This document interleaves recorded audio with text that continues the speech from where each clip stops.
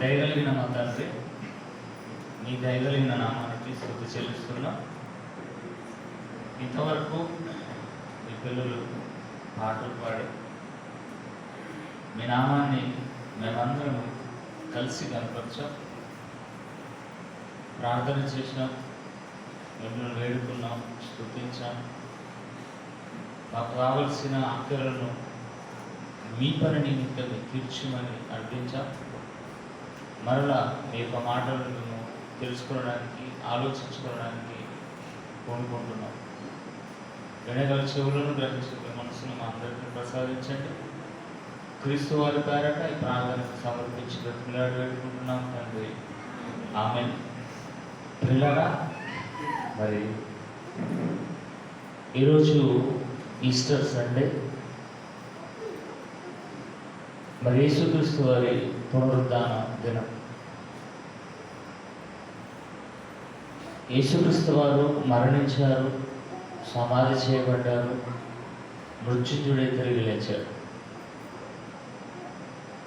ఇకపోతే మనము కూడా మృత్యుంజయుడై తిరిగి లేవాలి అన్నది మన కాన్సెప్ట్. నాన్న బయట పిల్లలు ఉంటున్నారు, నాన్న రాహుల్ ఇంట్లో కన్నా ఎండలకు వెళ్ళకండి, వడదెబ్బ తగులుతుంది, పిల్లలు ఎవ్వరిని బయట రే అడవచ్చు ప్రవీణ పక్కన అడవచ్చు నిన్నే ఏ అడగచ్చారా ముఖం గడ్డి పెడతాడు ఏంద్రా ఇటు పిలిస్తే. దేవుని పిల్లలారా, ఒకసారి మత్తయి సువార్త 27వ అధ్యాయం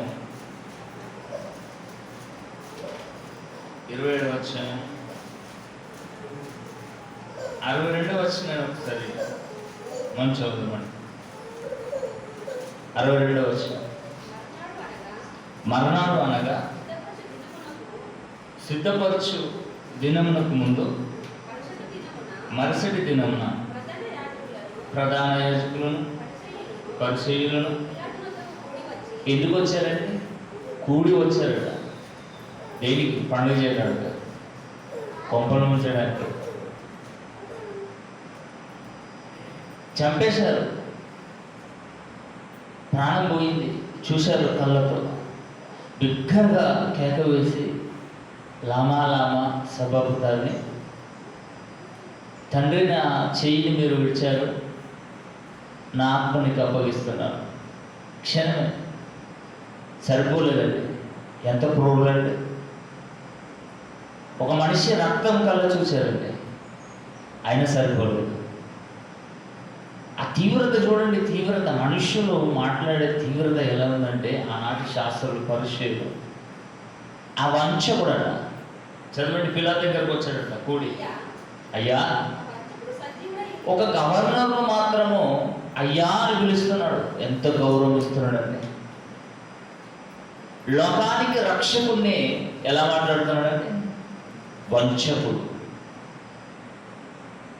ఆ వంచకుడు సజీవుడై ఉండినప్పుడు 3 దినములైన తర్వాత తిరిగి లేస్తానని చెప్పాడు. మాకు జ్ఞాపకం ఉన్నది. కాబట్టి 3వ దినం వరకు సమాధిని భద్రం చేసుకుంటాం మేము. ఎందుకు? తిరిగి లేస్తానన్నాడు. ఎలా తిరిగి లేస్తాడో మేము చూస్తాం. పండుగ లేదండి ఆ మాటలు. చంపేశాము, అయిపోయింది అనుకున్నారండి. చంపేశాము, అయిపోయింది, ఇక మాకెవరు. ఇక సమాధి చేయబడ్డాడు. సమాధిని మాత్రం 3 రోజుల వరకు మేము కాపలా ఉంటాం. దేనికి చెప్తున్నాడు చూడండి. వారి శిష్యులు వచ్చి వారిని నిజంగా ఎంత అసభ్యంగా మాట్లాడుతున్నారండి. చండాలులు కదండి యూదులు, ఎంత దుర్మార్గులండి, అవిధేయత పరులండి యూదులు. చనిపోయిన వ్యక్తిని ఏంటంటే రాజకీయం. ఈ రోజు నుండి మొన్న ఒక దైవ సేవకుడు చనిపోయాడు. చనిపోయిన తర్వాత కూడా విడిచిపెట్టలేదండి. అబాండాలు ఇస్తున్నారు. ఆనాడు యేసుక్రీస్తుకు తప్పలేదు, ఈరోజు మనకు తప్పవండి. అంతే, ఈజీగా వెళ్ళిపోవాలంటే, కామన్ తీసుకోవాలి, లైట్గా తీసుకోవాలంటే. మృతులలో నుండి లేచినని ప్రజలతో చెప్పుదురేమో అని. అప్పుడు మొదటి వంచన కంటే కడపడి వంచన మరి చెడ్డయి నుండును అని చెప్పేది. శిష్యులు వచ్చేట శవాన్ని ఎత్తుకుపోయి దాచిపెట్టి, ఇక యేసుక్రీస్తు తిరిగి లేచాడు అని అబద్ధ ప్రచారం జరుగుతుంది. అందుకే మా జాగ్రత్తలు మేము ఉంటామంటే పిలాతు చచ్చుదద్దమ్మల్లారా మనసులో తిట్టేసుకున్నాడు. ఈ నిరపరాధి రక్తం ఎందుకు సిలువ వేస్తున్నారు, ఈయన ఏం తప్పు చేశాడన్నప్పుడు సిలువ వేయండి, సిలువ వేయండి వారికి కేకలకి వచ్చాయి. పిలాతు మాత్రము నీళ్లు తీసుకొని తన చేతులు కడుక్కున్నాడని, ఈ నిరపరాధి రక్తం నాకు బాధ్యత లేదు, మీరే చూసుకున్నారు. మళ్ళా శవం కోసం వచ్చారండి. ఎంత తిట్టేసుకుంటాడండి లోపల మనసు. ఏమంటాడు చూడండి. అందుకు పిలాతు, కావలి వారు ఉన్నారు కదా, ఇంకేంటి మీకు అన్నప్పుడు, మీరు వెళ్ళి మీ చేతనైనంత మట్టుకు సమాధిని భద్రం చేయడని వారితో చెప్పండి. వెళ్ళండిరా సన్నాసులారా, మీరే కావాలండి. ఎవడు కావాలంటే ఏంటండి, ఎవరు కావాలంటే ఏంటి? 22వ అధ్యాయం. విశ్రాంతి దినం గడిచిపోయిన తర్వాత ఆదివారమున తెల్లవారుచుండగా మగ్దలేని మరియు వేరొక మరియు సమాధిని చూడవచ్చిరి. ఇదిగో ప్రభుదూత పరలోకం నుండి దిగి వచ్చి రాయి పొరలించెను, దాని మీద కూర్చుండెను. అప్పుడు మహాభూకంపం, మరలా భూకంపం. యేసుక్రీస్తు వారి ప్రత్యేకత అండి. ప్రాణం విడిచేటప్పుడు భూకంపమే, తిరిగి లేచేటప్పుడు భూకంపమే. ప్రకృతి పరవళ్ళు తక్కువకుంటాయి చూడండి. ఈరోజు ఎక్కువ వర్షాలు పడినప్పుడు అంటే వరదలు, కాలువలు, నదులు నిజంగా పొంగి పొరులుతాయండి. యేసుక్రీస్తు వారు ఆయన లేనిదే ఈ ప్రకృతి కలగలేదు. ఆయనను చంపిన దినము, ఆయన మరణించిన దినము కూడా భూమి వణికింది, భూకంపం వచ్చింది. ఆయన తిరిగి లేచే రోజు కూడా భూకంపమే.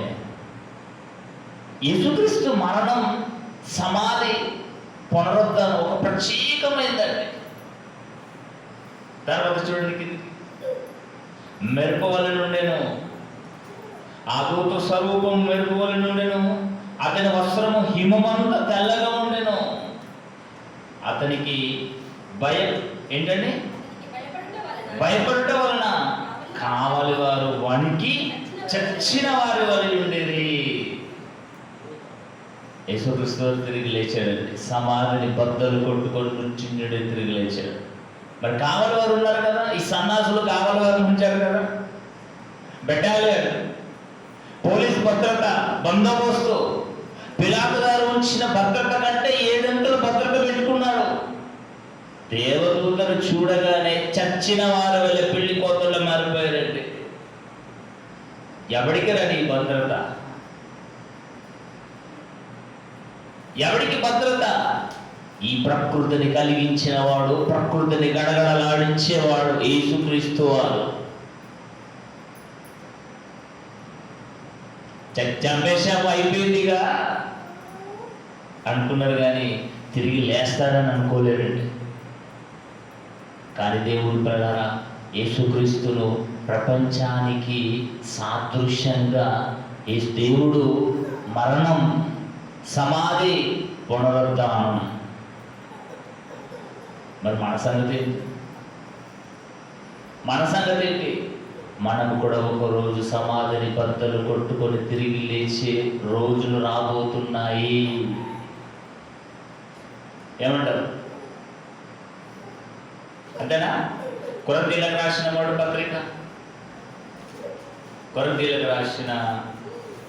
పత్రిక 15వ అధ్యాయం కొరింథీయులకు రాసిన మొదటి పత్రిక 15వ అధ్యాయము 20వ వచనం నుంచి చదువుదామండి.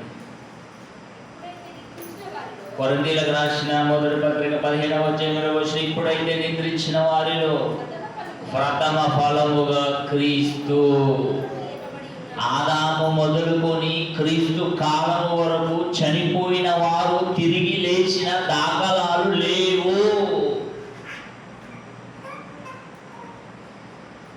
మొదటి ఫలం, ప్రథమ ఫలం ఎవరు? క్రీస్తు. మృతులలో నుండి లేపబడి ఉన్నాడు. మనుషుని ద్వారా మరణం వచ్చిన కనుక మనుషుని ద్వారానే మృతుల పునరుద్ధానం కలగాలి. ఏంటి మరణం? ఆదాము ఆజ్ఞను అతిక్రమించాడు, పాపం అనే మరణం. మరలా మనిషి ఆకారంలోనే యేసుక్రీస్తు భూమి మీదకి వచ్చాడు. ఈ కడపటి ఆదాము వలన మనకు పునరుద్ధానం.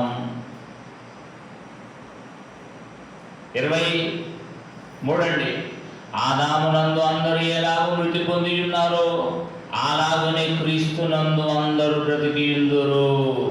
ప్రతివాడు తన తన వరుసలోనే బ్రతికింపబడును. ఇదండి రహస్యం.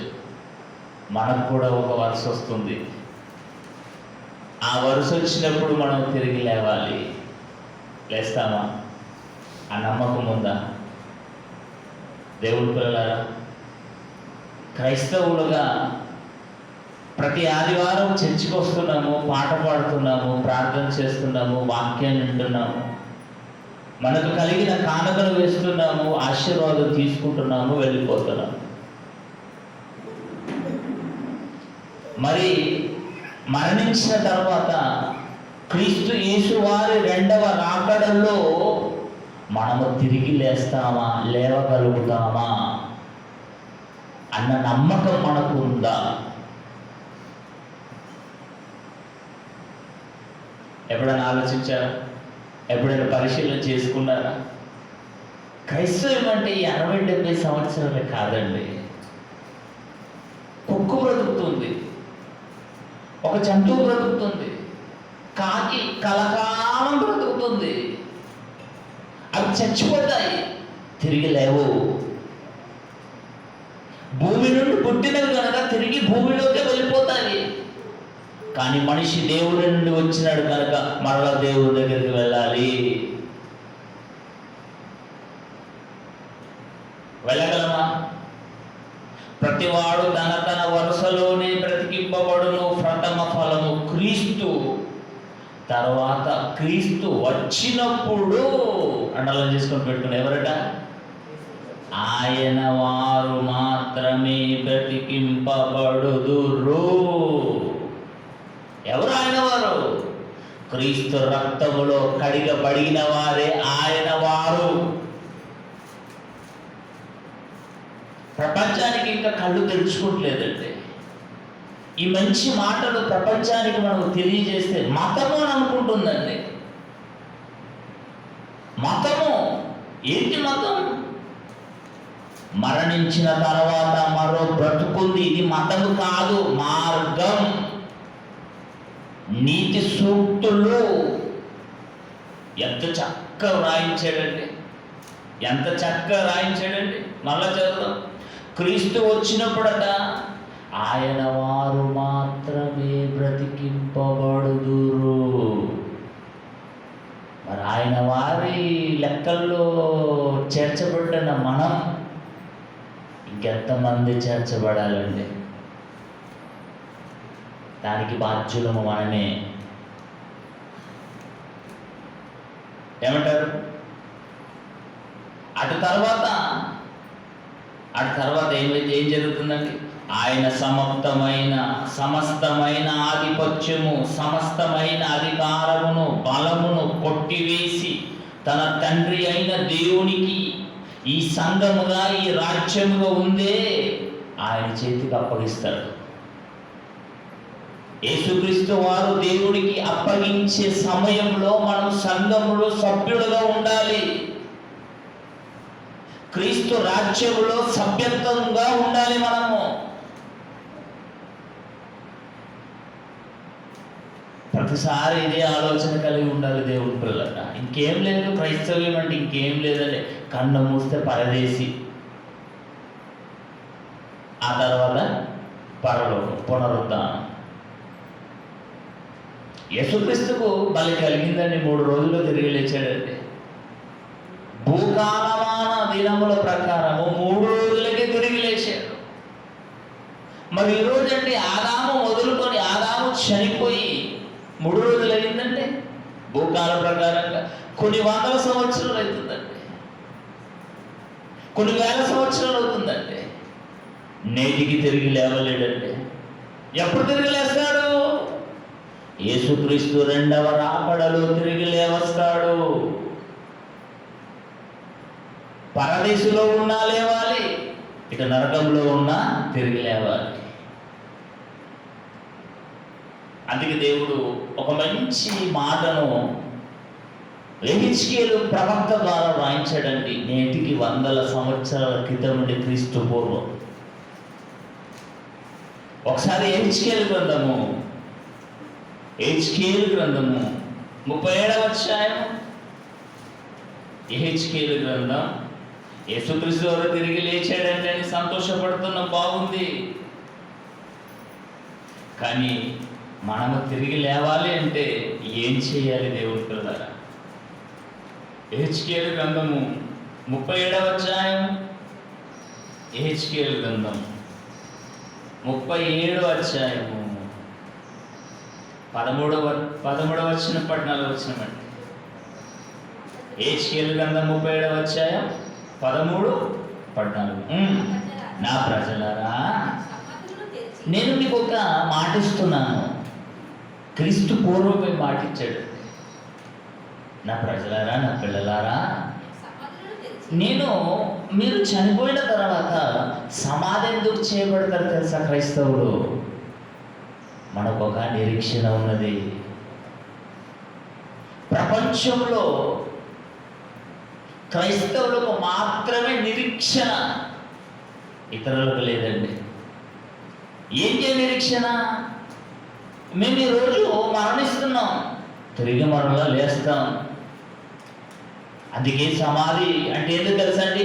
భద్రపరచబడుతున్నాం శరీరాన్ని, మట్టిలో దాచిపెడుతున్నాం శరీరాన్ని. ఈరోజు ఆడపిల్లలు కూరగాయలు తీసుకొని వచ్చి ఎందుకు దాచిపెడతారండి? ఫ్రిడ్జ్లో. భూమి కూడా చల్లదనమండి. భూమి ఒక డీప్ ప్రెషర్.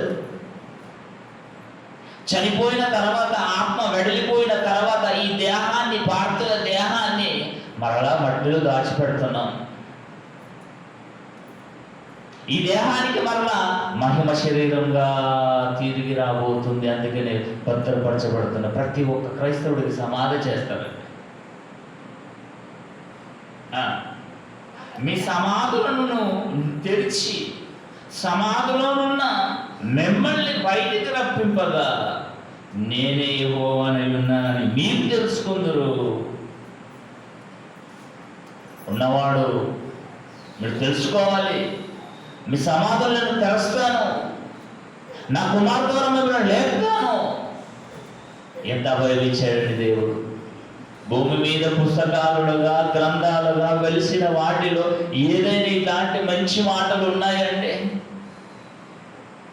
రేపు చనిపోదుము గనుక ఈ రోజే తినాలి, త్రాగాలి, ఎంజాయ్ చేయాలి. ఉరిపడ్డ ఖైదీకి కూడా రేపు పలానా సమయానికి ఉరి తీస్తారు. చివరి ఆఖరి కోరిక ఏంటి అని అడుగుతారు. ఎందుకంటే చనిపోయిన తర్వాత ఇక నువ్వేం చేయలేవు, నీకు బతుకులేదు. ఏ బ్రతుకున్నా భూమి మీదనే, ఏం చేయాలని చెయ్యు. చివరి కోరిక నీకు ఏ కోరిక కోరినా మేము తీరుస్తాం. కానీ క్రైస్తవుడికి అలాంటి కోరికలు అవసరం లేదండి. మరలా వస్తాం, మరలా జీవితం ఉంది, అనేకమైన కోరికలు మన తండ్రి దగ్గర తీర్చుకోబోతున్నాం. ఇవే కోరికలని భూమి మీద తుచ్చమైన కోరికలు. పరలోకం ఎలా ఉంటుందో తెలుసండి? ప్రకటన గ్రంథంలో ఎలా వివరించి రూపకలంకరణంగా రాయించండి దేవుడు. ఇక చదవడానికి నేను యెహోవానై ఉన్నానని మీరు తెలుసుకుందరు. మీరు బ్రతుకున్నట్లు నా ఆత్మ మీలో ఉంచి మీ దేశంలో మిమ్మల్ని నివసింపజేసేదను. యెహోవా నాకు నేను మాట ఇచ్చి దాన్ని నెరవేర్చును, మీరు తెలుసుకొందురు. ఇది యెహోవా వాక్కు. క్రీస్తు మరణించిన టైంలో కొందరు పరిశుద్ధులు లేచారండి. కనువిప్పు కలగాలి కదండి ప్రజలకు. దేవుడిచ్చిన మాట తూచ తప్పకుండా నెరవేర్పు కలగాలి కదండి. ఆలోచించండి. దానియేలు గ్రంథము 12వ అధ్యాయము. దానియేలు గ్రంథము 12వ అధ్యాయము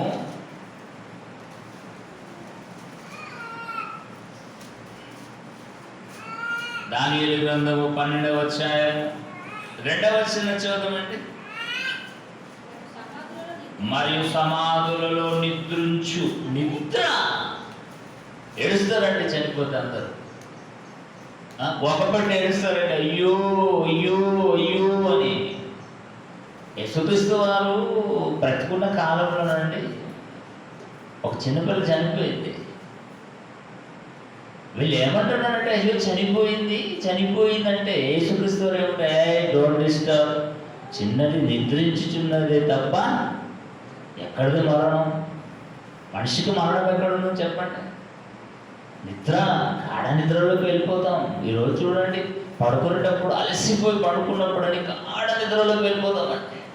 ఏం జరిగిందో, ఏం జరుగుతుందో, ఏం జరగబోతుందో ఎవరు కూడా తెలియదు. అలాంటి గాఢ నిద్రలోకి మనము వెళ్ళబోతున్నాం. ఏమంటారు చూడండి. మరియు సమాధులలో నిద్రించు అనేకులు మేలుకొనెదరు. మళ్ళా తిరిగి లేస్తాం. రాత్రి నిద్రపోయిన తర్వాత తిరిగి లేవమండి, మెలకు రాదండి. ఈరోజండి ఎవరు కూడా మెలుకునడం లేదండి, చాలా తక్కువ. అలారం పెట్టుకుంటున్నారు. అలారం లేకపోతే దయ కాన్సే. అంతేకాని 7 గంటలకు లేచేవారు 10 గంటలకు లేస్తారు. లేదండి, అలారం మోగలేదు, మోగింది, అది నీకు మెలకు రాలేదు. ఏమంటారు? ఒకప్పుడు అండి పిట్ట పూట పక్షులు కిచకిచకి చల్లప్పుడు లేచి కూర్చునేవారండి. ఇప్పుడు పిట్టలు కూర్చున్నా ఏం కూర్చున్నా నాకేం సంబంధం లేదు. డోర్లన్నీ బంద్ చేసుకుంటారు, ఈజీ పెట్టుకుంటారు, క్షమ్మగా పడుకుంటారు. ఇక బయట ప్రపంచం మనకేం తెలుసా? 7 అయినా 8 అయినా 9 అయినా 10 అయినా 12 అయినా డోర్ భారీ. అది మెలకువ రాదండి. కానీ దేవుడు కలడారా, యేసుక్రీస్తు వారి 2వ రాకడలో మనం మేలుకొనబోతున్నాం. ఇది నిరీక్షణ, గొప్ప నిరీక్షణ. చూడండి, కొందరు నిశ్చయమును అనుభవించుటకును, కొందరు నింద పాలగుటకు, నిత్యముగా హేయములగుటకు మేలుకొందురు. ఇద్దరు వెళ్ళిపోతారు. మేలు చేయవారుట మేలుకొనుడు, దానికి కీడు చేసిన వారు కీడుకొనుడు. అందరూ లేవాలి, అందరూ లేవాలి చెప్తాడు. చూడండి, యోహాను సువార్త యేసుక్రీస్తు వారి మాట 5వ అధ్యాయము. యోహాను సువార్త 5వ అధ్యాయము 28వ వచనం. 5వ అధ్యాయము 28వ వచనం చూడండి ఒకసారి.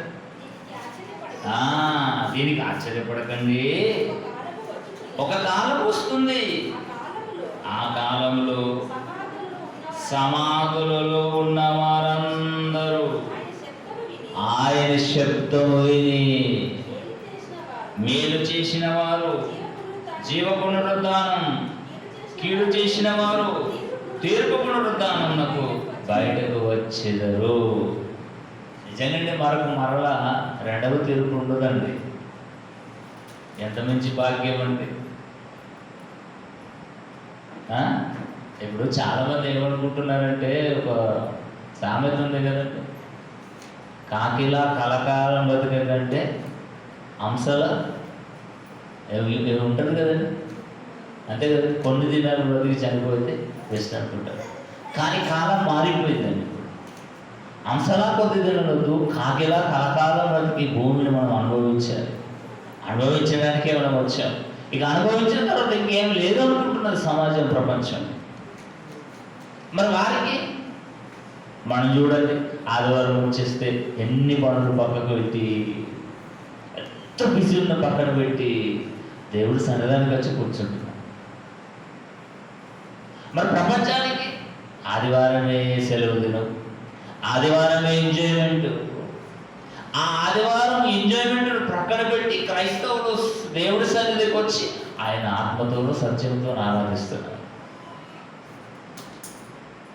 మరి వారు ఏం చేయట్లేదు, మరి వారు కూడా బాగానే ఉన్నారు కదా, మనకంటే బాగున్నారు.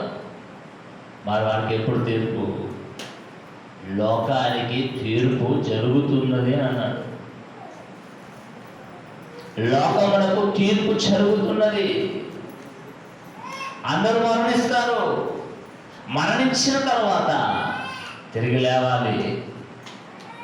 తిరిగి లేచిన తర్వాత భూమి మీద దేవుడి కోసం బ్రతికిన వారట ఎక్కడికి వెళ్తారట?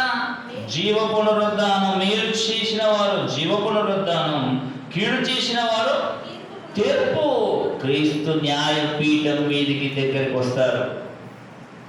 ఎందుకు శిక్ష చేసేవని అడుగుతారు కదండి. నాకు ఎందుకు శిక్ష చేసేవని అడగరా? అడిగినప్పుడు అప్పుడు దేవుడు అన్నీ ఏదంటే ప్రకృతిలో ఉన్న సీసీటీవీ అంతా తీసేస్తాడు. ఇందుకే నేను శిక్షిస్తున్నా అని పంపించేస్తాడు. ఏమంటారండి? కనుక ప్రేమణ దేవుడు పిల్లరా, మరణించిన తర్వాత యేసుక్రీస్తు వరకు ఎలాంటి పునరుద్ధానం జరిగిందో మనం కూడా పునరుద్ధానం ఉంది. కానీ మనకు ఒక వరుస వస్తుంది. వరుస ఎక్కడికి పోయినా క్యూ లైన్ కదండి. మనకు ఒక లైన్ వస్తుంది. భూమి మీదకి రావాలని ఒక లైనే, భూమి మీదకి వెళ్ళి తిరిగి వెళ్ళాలని ఒక లైనే. ఆ లైన్ వరకు మనం వెయిట్ చేయాలి. లేదండి చనిపోయిన తర్వాత ఏం జరుగుతుందో మాకేం తెలుసండి అని మీరు అనుమానిస్తారు. అని దేవుడు మనల్ని ప్రేమించి యేసుక్రీస్తు వారిని సమాధి చేసి, యేసుక్రీస్తు వారిని చంపేసి సమాధి చేసి 3వ దినం వచ్చిండుగా తిరిగి లేపాడు దేవుడు. అదే మీకు మనకు కావాలంటే మీరు కూడా ఒక రోజు లేస్తారు. మనం కూడా ఒక రోజు లేవబోతున్నాం. ఈ నిరీక్షణ మనము చనిపోయేంత వరకు గట్టిగా చేపడితేనండి మనకు లోకం ఉండదు. లోకం ఉండదండి. పిలిపిలకు రాసిన పత్రిక పౌలు గారు పిలుపు పట్టణానికి ఉత్తరాలు రాస్తూ ఒక మాట గుర్తు చేశారు. చూడండి, పిలిపిలకు రాసిన పత్రిక 3వ అధ్యాయము, పిలిపిలకు రాసిన పత్రిక 3వ అధ్యాయము 10వ వచనాన్ని మనము జాగ్రత్తగా చదవగలిగితే పిల్లరా, పౌలు గారి ఆయన పునరుద్ధానం గురించి మాట్లాడుతున్నాడు. ఏమంటారు చూడండి, ఏ విధము చేతనైనా అంటున్నాడు.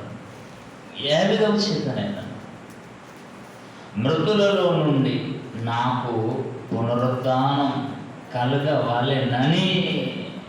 పేజీ నెంబర్ 180 అండి. ఇంకా తీయలేరా?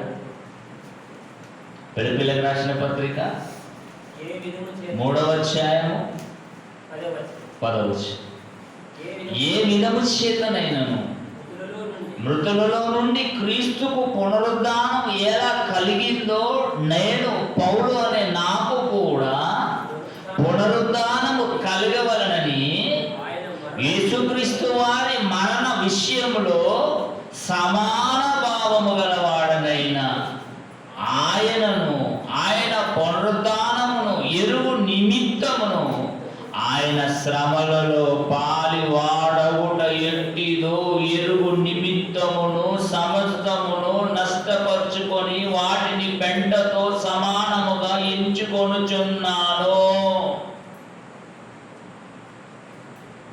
ఇదండి మనకు కలగాల, మనకు పునరుద్ధానం కావాలా? అయితే ఇదే మాట మనకు వర్తిస్తుంది. పునరుద్ధానం కలగాలి అంటే యేసుక్రీస్తు వారి మరణం సమాన భావం. నిజంగానే పౌలు గారు పడినంత కష్టాలు శ్రమలు మనకి ఎక్కడ పడుతున్నామండి. ఆయనది ఒక లిస్ట్ ఉంటుంది కదండి, ఒకసారి చూద్దామండి ఆయన లిస్టు. పునరుద్ధానం ఊరికనే కలుగుతుందండి. మరి యేసుక్రీస్తు వారి ఊరికనే కలిగిందండి పునరుద్ధానం చెప్పండి. కొరింథీయులకు రాసిన 2వ పత్రిక 11వ అధ్యాయము 23వ వచనమండి. 23వ వచనమండి. ఇక్కడ చెప్పాడు కదండి, ఎట్టి ఏ విధము చేతనైనా నాకు పునరుద్ధానం కలగాలి. పునరుద్ధానము కలుగుటకు నేను ఏది చేయాలన్నా ఏది చేయమని నేను చేస్తాను. ఒడంబడిగా చేసుకున్నాడు పౌలు గారు.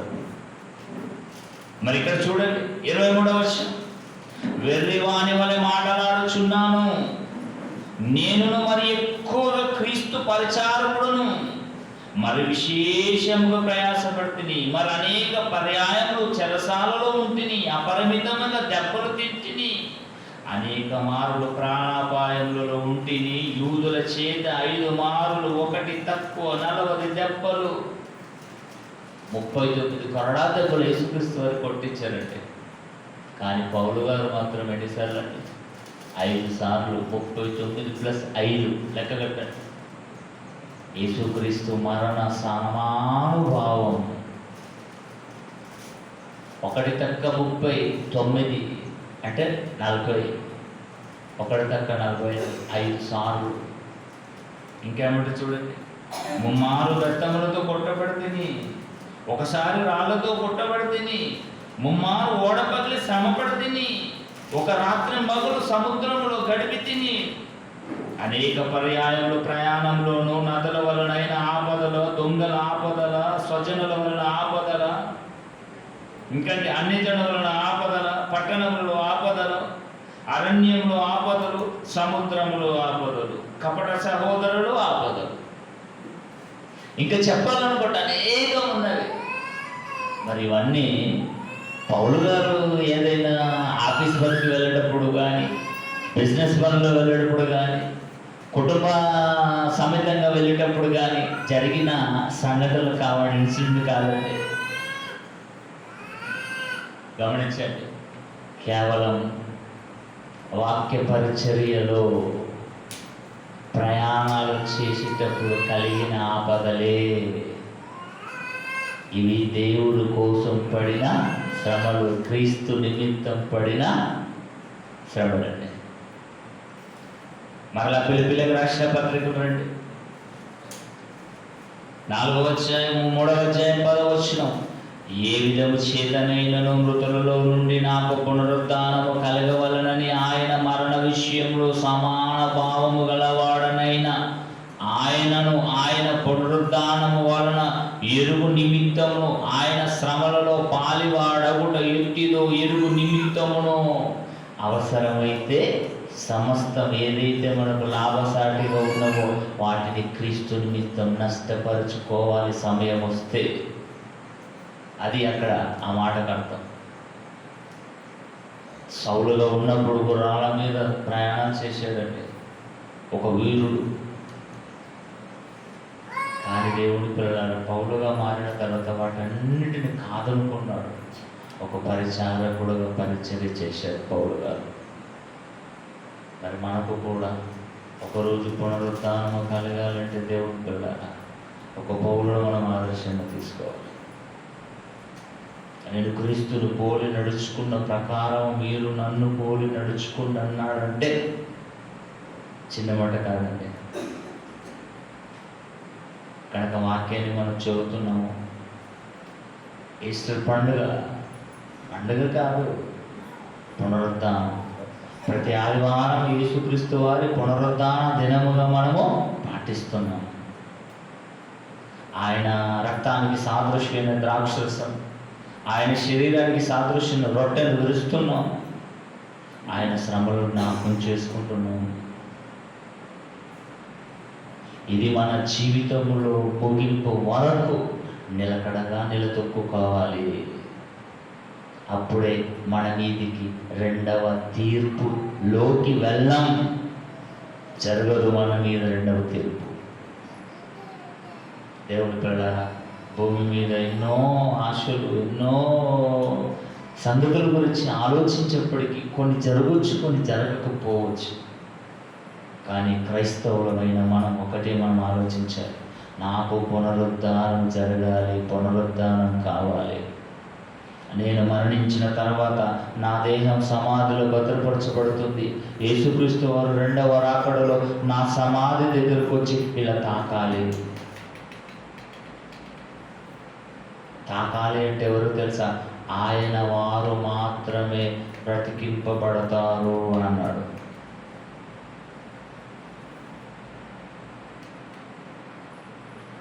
దేవుని పిల్లలారా, భూమి మీద ఒక రంగంలో, లేకపోతే ఒక వ్యాపారంలో, లేకపోతే ఎన్నెన్నో సక్సెస్ రేటు మనకు ఉండొచ్చు, కాదనలేదు. కానీ పరలోకపు సక్సెస్ రేటు మనకు ఉండాలి. దానిని దక్కించుకున్నవాడే మనగాడు చేశాలి. ఇదే నిరీక్షణ ప్రతి ఒక్కరికి కలిగి ఉండాలి. భూమి మీద మేల్ ఫీమేల్, భూమిని విడిచిన తర్వాత మేలు లేదు, ఫీమేలు లేదు, అసలు ఆత్మకు రూపమే లేదు. రోమీలకు రాసిన పత్రిక 14 వచ్చాయి. రోమీలకు రాసిన పత్రిక 14 అధ్యాయము 7వ వచనం, 8వ వచనం, 9వ వచనం. పునరుద్ధానం కావాలి అంటే బాప్తిసము తీసుకున్న ప్రతి క్రైస్తవుడు, ప్రతి క్రైస్తవురాలు, మనము ఎవడును మన కోసమే బ్రతకకూడదు. ఇది టెర్మ్స్ అండ్ కండిషన్స్. పునరుద్ధానం కావాలా? పౌలు గారికి పునరుద్ధానం కావాలని ఏ విధం చేతనైనా నాకు పునరుద్ధానం దక్కాలనుకున్నాడు. ఎన్ని శ్రమలైన పడ్డాడు, ఎంతకైనా తెగించాడండి. చివరికి చావు వరకు వెళ్ళాడు, హతసాక్షి అయ్యాడు. తర్వాత ఎవడును తన కోసమే చనిపోకూడదు. భూమి మీదకి వచ్చాము అంటే అసలు మనం కోసం కాదండి.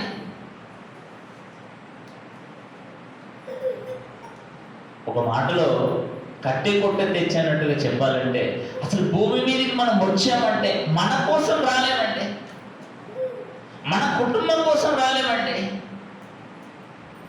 దేవుని పనిలో వాడబడే పాత్రలుగా మనం వచ్చాము. అందుకంటున్నాడు చూడండి, మనలో ఎవడును తన కోసమే బ్రతకకూడదు, మనలో ఎవడును తన కోసమే చనిపోకూడదు. మనకు బ్రతికినను ప్రభు కోసమే బ్రతకాలి. వాక్యం అంటే వండర్ఫుల్ అండి. ఏ గ్రంథాలలో ఉందండి ఇంత నిక్కచ్చిగా? ఏ పుస్తకాలలో ఉందండి? పిల్లలు చదువుకునే పుస్తకాలు ఉందా? పిల్లలు చదువుకునే పుస్తకాలలో ఒక సినిమాను తీసుకొచ్చి పెట్టారండి. ఏంటి సినిమా? బలగం. ఏం నేర్పుతుంది పిల్లలకు? బలగం సినిమా చూసి ఏం నేర్చుకున్నారు చెప్పండి? 1-2 గంటలు చూస్తాడు. అప్పుడు చూసినప్పుడే వీడు మనసు అంతా బరువెక్కిపోతుంది. మరలా ఇంటికి పోయిన తర్వాత మరలా యథావిధిగానే ఉంటుంది. నిజంగా దేవుని పిల్లల దేవుని మాటలు పిల్లల పుస్తకాలలో చేరుస్తే చిన్ననాట నుండి దేవుళ్ళుగా మారిపోతారండి. దేవుని మాటలు వింటూ పెద్దవారైన తర్వాత దేవుని మాటల నుండి తొలగిపోరు దేవుని పిల్లల. ఏం నేర్పించింది బలగం? బలాదూరు. బలగం నేర్పించింది బలాదూరు. మరి దేవుని మాటలు చూడండి, మనము బ్రతికినను ప్రభు కోసమే బ్రతుకుచున్నాము, చనిపోయినను ప్రభు కోసమే చనిపోచున్నాము. కాబట్టి మనము బ్రతికినను చనిపోయినను ప్రభు వారమై ఉన్నాము. అసలు మనం ఎక్కడండి? భార్య అంటుంది భర్త కోసమే, నేను నీ కోసమే ప్రేయసి. భర్త కోసం వచ్చావా? భార్య కోసం వచ్చావా? పిల్లల కోసం వచ్చావా? భూమి మీదకి పాత్ర పోషించడానికి వచ్చావు. పాత్రకు న్యాయం చేకూరుస్తున్నామా? పాత్రకు న్యాయం చేకూర్చకపోతే పునరుద్ధానము దక్కదు. యేసుక్రీస్తు వారి రెండవ రాకడలో మనం సమాధి చేయబడిన సమాధి మనను తాకడు. అంతే. తాకకపోతే ఏముంటుంది?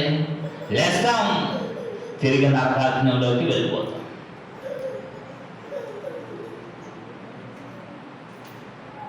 అంతేనా? కాబట్టి మనం బ్రతికినను చనిపోయినను ప్రభువారమై ఉన్నాము. తాను మృతులకును సజీవులకును ప్రభు అయ్యుండుట ఇందు నిమిత్తమే కదా క్రీస్తు చనిపోయి మరలా బ్రతికేను. అది మనకు ఆదర్శం. ఎగ్జాంపుల్ యేసుక్రీస్తుని పెట్టడం మన ముందు. యేసుక్రీస్తు లేచాడు, యేసుక్రీస్తు లేచాడు, యేసుక్రీస్తు వరకు పునరుద్ధానం జరిగింది. పునరుద్ధానం జరుగుతుంది, చంద్ర చర్చడం కాదు. మనకు జరుగుతుందా? మనకు దక్కుతుందా? అది ప్రతి క్రైస్తవుడు, ప్రతి క్రైస్తవరాలు ప్రశ్నించుకునే దినమిది.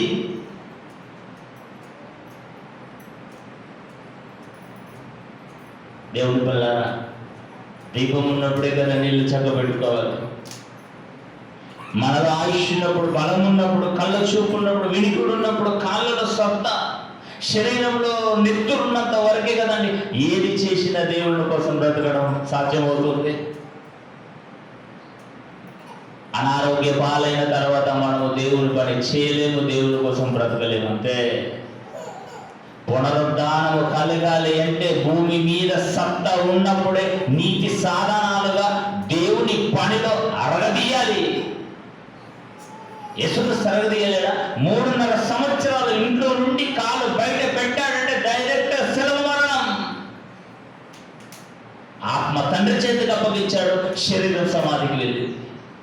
మరలా 3వ రోజు పరదేశం నుండి ఆత్మ వచ్చింది, మరలా సమాధిలో నుండి శరీరం లేపబడింది. మృత్యునుడే తిరిగి లేచాడు. మరలా వెళ్ళాడు మా ఇంటికి వెళ్తాను.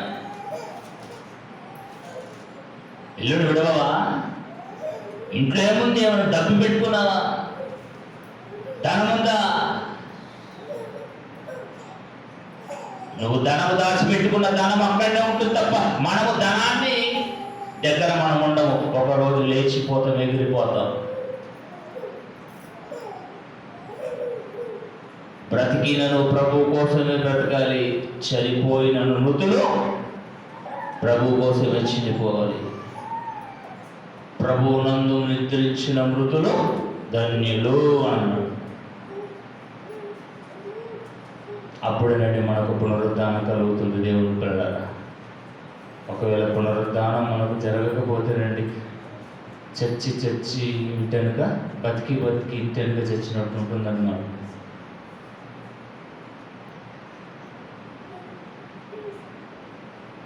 యేసుక్రీస్తు దగ్గరికి లేచిన తర్వాత శిష్యుల దగ్గరికి వెళ్ళి ప్రత్యేకంగా ఒక శిష్యుల్ని కామెంట్ చేస్తున్నాడు. చూడండి ఏం కామెంట్ చేస్తున్నాడు. యోహాను సువార్త 20వ అధ్యాయం చివరి. యోహాను సువార్త 21వ అధ్యాయము. యోహాను సువార్త 21వ అధ్యాయము 18వ వచనం అండి. యేసు నిజంగా పేతురు గారు మాట్లాడుతున్నాడు. పేతురు, నువ్వు నన్ను ప్రేమిస్తున్నావా? ఎక్కడి నుంచి స్టార్ట్ చేసాడండి? 15వ వచనం నుంచి.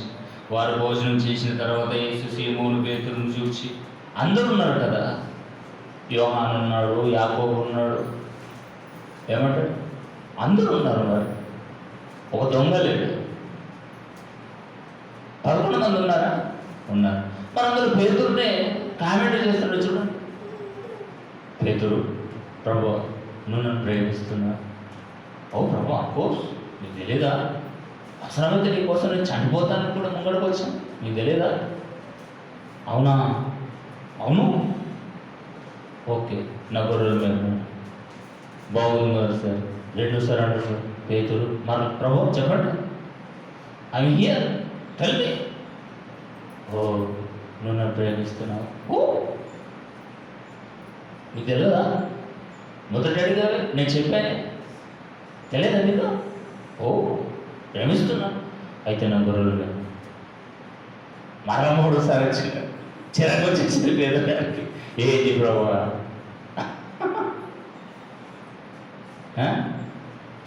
భార్య భర్తల మధ్యలో ఇవి జరుగుతాయి కదా. ఏమండి నన్ను ప్రేమిస్తున్నారు? ఓ ఒకసారి అడుగుతూ, 2 సార్లు, 3 సార్లు చంపని వేడి ఏ కాఫీ పెట్టుకున్నారు. అవసరాలు తీర్చాడు కానీ నేను ప్రేమిస్తున్నా. ఇదేంటి సోది? పేతురు గారు కూడానండి 3వసారి ఏమైపోయింది చూడండి. 17వ వచనమండి. 3వసారి ఆయన యోహాను కుమారుడైన సీమోను నన్ను ప్రేమించుచున్నామని కదా. నన్ను ప్రేమించుచున్నావా అని 3వసారి తను అడిగినందుకు పేతురు వ్యసనం పడ్డాడటండి. తిక్కరైపోయింది పేతురు గారికి. మీకు తెలియదా? భలే ఉన్నది ప్రభువా, భలే ఉన్న ప్రభు. పేతురుకు తెలుసు, యేసుక్రీస్తు వారికి తెలుసు. యేసుక్రీస్తు ఎంతగా ప్రేమించాడు. ఏమంటారు? 3 సార్లు కోడి అని కూసింది. తెలియదా? ఆయన అడుగుతాడు 3 సార్లు వ్యసన పడ్డాడు. ఏంటి ప్రభు నన్ను ఇలా ట్రోలింగ్ చేస్తున్నావు? ఎందుకు ప్రభు నన్ను ఇబ్బంది పెడుతున్నావు? నీకు తెలియదా అంటే అప్పుడు చూడండి 18వ వచనం. యేసు నా గొర్రెలు మేపుకున్న తర్వాత నీవు యమునుడు పోయి ఉన్నావు, వ్యసన పడుతున్నావు, నెత్తురు ఉంది నీ దగ్గర, స్టామినా ఉంది నీ దగ్గర, ఇప్పుడు బలం ఉంది, సత్తా ఉంది, నువ్వు నా గొర్రెలు మేపు. ఎప్పుడు? సత్తా ఉన్నప్పుడే, బలం ఉన్నప్పుడే, యమునుడుగా ఉన్నప్పుడే. సత్తంతా తగ్గిపోయిన తర్వాత దేవా నన్ను పిలుచుకొని పనులు ఏం చేద్దాం? ఇక్కడ నుంచి అక్కడికి నడవాలంటే నీకు ఇంత సహాయం కావాలి. అయ్యగారు తీసుకురానంటే 2 వెళ్ళి తీసుకుని రావాలి. నువ్వేం చేస్తావు దేవుడికి? పునరుద్ధానం మనకు కావాలంటే దేవుని పిల్లరా, మనలో రక్తం ఉన్నప్పుడే, మనలో బలం ఉన్నప్పుడే, మనలో చనిపోకంటే ముందు సత్తా ఉన్నప్పుడే దేవుని కోసం ఏదైనా బ్రతకండి. ఆ బ్రతుకును చూసి పునరుద్ధాన దినం దేవుడు పునరుద్ధానం ఇవ్వడానికి వీలు పడుతుంది, అవకాశం ఉంటుంది. అందుకే పేతురు గారు చెప్పారు, నీవు యముడుగా ఉన్నప్పుడు నీవే నన్ను నన్ను కట్టుకొని నీకు ఇష్టమైన చోటుకు వెళ్ళిపోతావు పేతురు. అది నీకు తెలియదా? ఒక దశ వస్తుంది. ఏంటి ఆ దశ తెలుసా? నీ ముసలివాడైనప్పుడు నీ చేతులు నువ్వు చేస్తావు, వేరొకడు నీ నన్ను కట్టి నీకు ఇష్టం కాని చోటికి నేను మోసుకుపోతారు. అప్పుడు నీకు ఎంత బాధ అనిపిస్తుంది? ఆరోగ్యంగా ఉన్నప్పుడు చకచకా నడుచుకుంటూ వెళ్ళిపోతాం, ఎక్కడికి వెళ్ళాలంటే అక్కడికి వెళ్ళిపోతాం. పనికి వచ్చిన దానికి, పనికి రాని దానికి కుక్క తిరుగులు తిరుగుతారండి. బట్టకు కాలుకు బట్టకు కట్టంత తిరుగుతారండి కొందరైతే. ఏమంటారు? ఎప్పుడైతే ఈ కాంగ్రెస్ ప్రభుత్వం పుణ్యం, రేవంత్ రెడ్డి గారి పుణ్యం, బస్సులు ఫ్రీ అని అన్నాడో, అమ్మలక్కలు చిక్కులు పట్టుకుంటున్నారండి బస్సులు. ఒక ఆవిడ బీడులు చేసుకుంటూ కూర్చున్నదండి సీట్లో. బస్సులో కూర్చుని బీడులు చుట్టుకుంటూ వెళ్ళిపోతుంది, పాటలు పాడుకుంటూ. ఏమమ్మా నా సీట్ అంటే, ఇది నా సీటు, దేనికి? బీడులు చేసుకుంటూ వెళ్ళిపోతుంది. ఒక ఆవిడ కొత్తిమీర కట్ట తీసుకొని తెంపుకుంటూ బస్సులో కూర్చుని వెళ్ళిపోతుంది. ఎక్కడ పోతున్నావు అంటే, ఇక్కడికే పోతున్నా. దేనికి? Free bus. మరి అదే ఇంటికాడ కూర్చుంటూ కొత్తిమీర తెంపుకోవచ్చు, ఇంటికాడ కూర్చుని బీడులు చుట్టుకోవచ్చు. ఇంటికాడ కూర్చుంటే ఏముంటుంది? త్రిల్లు. బస్సులో వెళ్ళాలి, తిరగాలి. ఏం పిచ్చండి అది. మనం డబ్బులు కట్టి టికెట్ తీసుకొని కూర్చుండదన్నా స్థలం లేదండి. ఎవరు పుణ్యం? కాంగ్రెస్ ప్రభుత్వం పుణ్యం. తిరగడమే. బొడువంగ తెలుసు కదండి, నీటిలో బొడువంగ. ఇక్కడ మునుగుతుందండి, అది ఎక్కడ వెళ్తుందో ఇక్కడ ఎవరు కూడా తెలియదండి. అలా తిరుగుతున్నారండి తిరుపతి లెక్క. ఏం పని ఉండదు, ఉట్టిగానే. ఎక్కడికి వెళ్తున్నావు అదంటే ఉట్టిగానే టైంపాస్. నిజంగానే దేవుడు ఎంత బాధపడతారండి వీళ్ళ కోసం. అందుకే నేను 9 నెలలు గర్భంలో నేను దాచాను.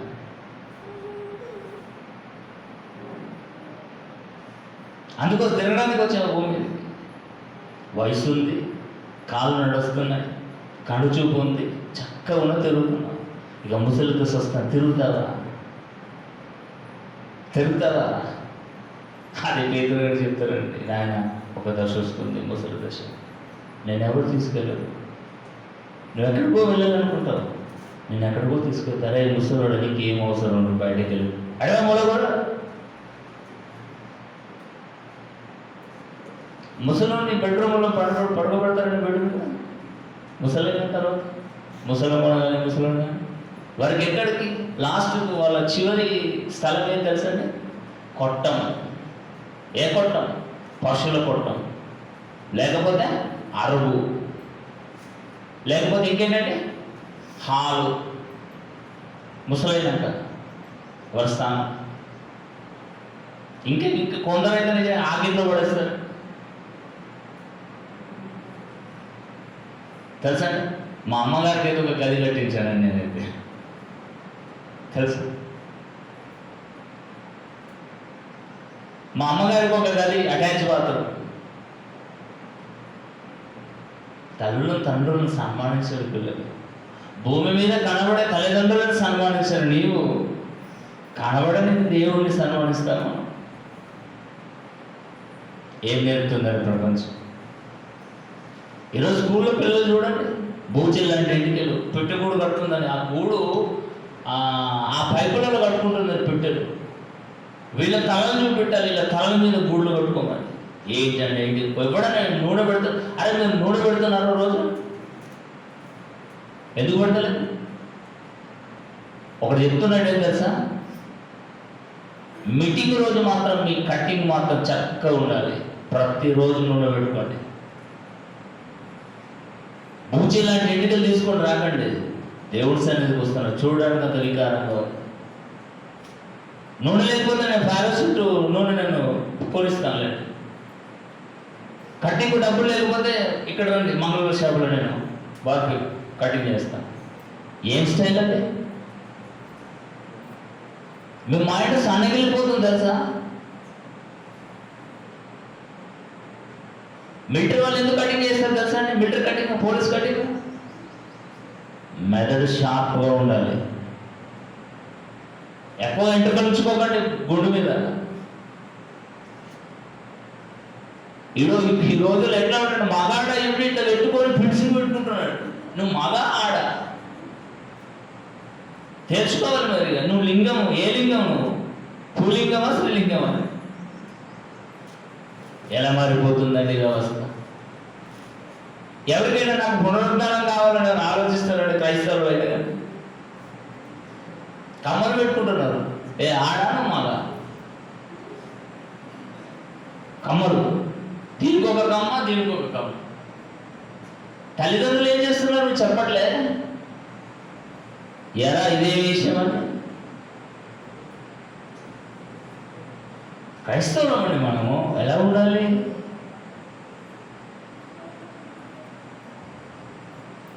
మంచి నడక, మంచి ప్రవర్తన. మనం చూడగానే ఎట్లా ఉండాలంటే స్మూత్గా ఉండాలి.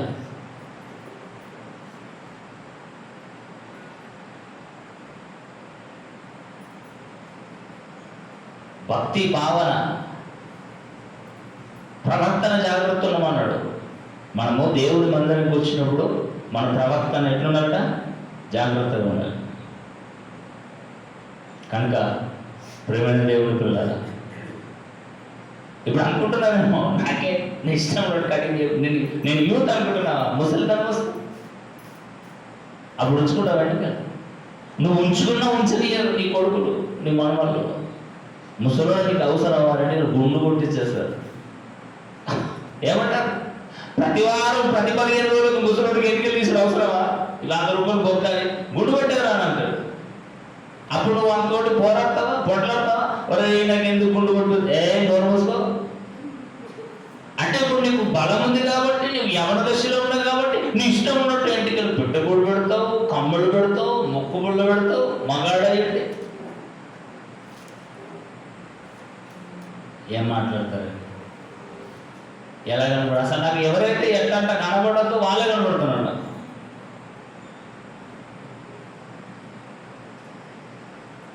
మా అమ్మగారికి ఇంతే వచ్చేదండి నా ఇంటికి. ఇంతే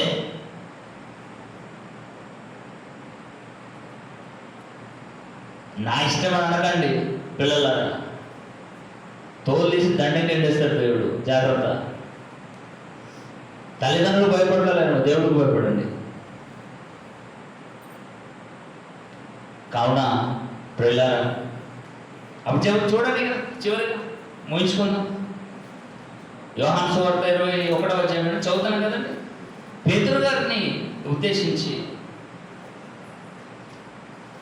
పేతురు, నువ్వు ప్రేమిస్తున్నావు కదా, నా గొర్రెలు కనుగొన్నాడు. నీ ఎవరిలో వెళ్ళినప్పుడు నీ అంతటి నీవు నడుము కట్టుకొని నీకు ఇష్టమైన చోటికి వెళ్ళుచుండి, నీవు ముసలివాడైనప్పుడు నీ చేతులు నువ్వు చేస్తావు, వేరొకడు నడుము కట్టి నీకు ఇష్టం కాని చోటికి నేను మోసుకొని పోతాడు. నేను నిశ్చయంగా చెప్తున్నాను, ఫ్యూచర్ మీదే. అయితే ఈ మాట ఎందుకు చెప్పాడు అన్నది కూడా ఇక్కడ రాయించాడండి దేవుడు. మన మరణం వలన దేవుడికి మహిమ రావాలి. యేసుక్రీస్తు వారి మరణం వలన దేవుడికి మహిమ వచ్చింది. వన్ని తీసుకొచ్చారు, ప్రపంచానికి రక్షణ. మరి మన వలన 10 మందికి లాభం జరగకూడదా? ప్రపంచానికి యేసుక్రీస్తు వారి మరణం వలన రక్షణ కలిగినప్పుడు, ఆ రక్షణలో ఉన్న మనము మన వలన 10 మందికి ఏం కలగాలి? వాళ్ళు కూడా రక్షణలోకి రావాలంటే మన సత్ప్రవర్తన బాగుండాలి.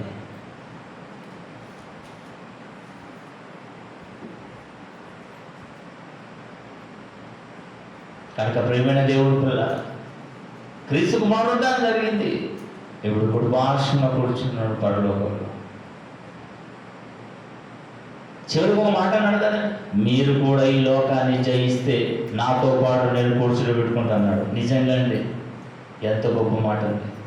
నేనే కాదు కూర్చునడం, నాకే పెద్ద స్థానం కాదనుకోవట్లేదు, మీరు జయించండి, నాతో పాటు నేను కూర్చుని పెట్టుకుంటున్నాడు. తారతమ్యం లేదు. జయించడానికి వల్ల పడుతుందని మనం ఒక కుటుంబాన్ని జయించలేకపోతున్నాం, లోకాన్ని ఏం జయిస్తాము? మనమే జయించలేకపోతున్నాం. వ్యసనాలకు అలవాటు పడిపోతున్నామండి. విగ్రహారాధన చేసేస్తున్నాం మనమే. ఎదుటోళ్ళని చూసి అంటున్నాం, వాళ్ళు అది చేస్తున్నారు, నేనే పెద్ద ఇది ఒక మిల్క్ డాన్ అన్నట్టు. కనుక దేవుడు పిల్లలారా, నన్ను తప్ప మీరెవరిని ఎక్కువగా ప్రేమించిన మీరు విగ్రహారాధకులేనన్నాడు. నీకు పునరుద్ధానం దక్కదు. మనం బ్రతికినను ప్రభు కోసమే బ్రతకాలి, చనిపోయినను ప్రభు కోసమే చనిపోవాలి. అలా చనిపోతానే యేసుక్రీస్తు వారు ఎలా మృత్యుంజుడే తిరిగి లేచాడో మనం కూడా మృత్యుంజుడే పునరుద్ధానంలోకి వెళ్ళిపోతాం. అది ప్రతి ఒక్కరికి కలగాలని నా మనస్ఫూర్తిగా కోరుకుంటాను. ప్రార్థన చేసుకుంటాం. ప్రేమ కలిగిన మా తండ్రి, మీ ప్రేమ కలిగిన పాదంలో వందనం చెల్లిస్తున్నాం. మంచి మాటలు మాకు వినిపించారు. విన్న మేము మర్చిపోకుండా మీ మాటల ప్రకారం బ్రతుకుతాం. ఏ విధవ చేతనైనా మాకు కూడా పునరుద్ధానం దక్కక క్రీస్తు కొరకే బ్రతుకుతాం. చావకమే నా తండ్రి మెలుకోతూ మీ యొక్క మాటలను ఆలాపిస్తూ, ఆలోచిస్తూ, పరిశీలన చేస్తూ, మీకోసం బ్రతికి, మీకోసం చనిపోయి తిరిగి పునరుద్ధానం పొందుకునే భాగ్యాన్ని మా అందరికీ ప్రసాదించడం అనిపిస్తుంది.